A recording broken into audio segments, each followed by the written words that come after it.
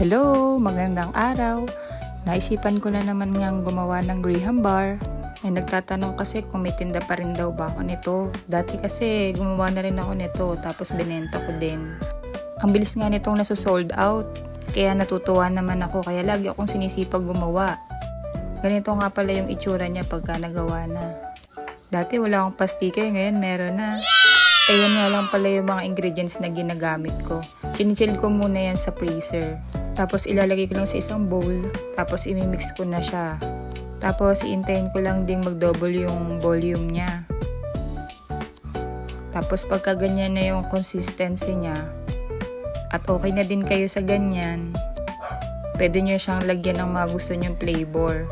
Yan naman nga yung tinaray ko ngayon, strawberry flavor. Tapos naglagay lang ako sa container ng mga Graham biscuit.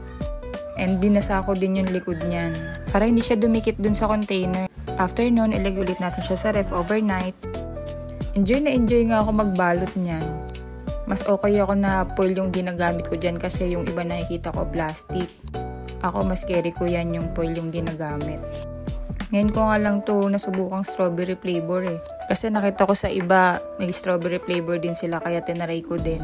Next time, itry ko din yung iba't ibang flavor na nakikita ko, yung mga nagte-trend ngayon. Pasensya na po kayo sa boses ko, medyo malat. Kasi ganyan po talaga yung boses ko. Sa mga gusto din po palang mag-business nito, pwede naman. Mag-try lang po tayo ng mag-try. Wala naman pong masama doon. At naisipan ko nga din gumawa ng mga mini Graham bar para naman dun sa mga bata na syempre hindi kayang bilhin yung medyo malaki kasi syempre medyo mahal nga ng konti. And then yun lang. Ito na nga pala yung mga nagawa ko. Thank you.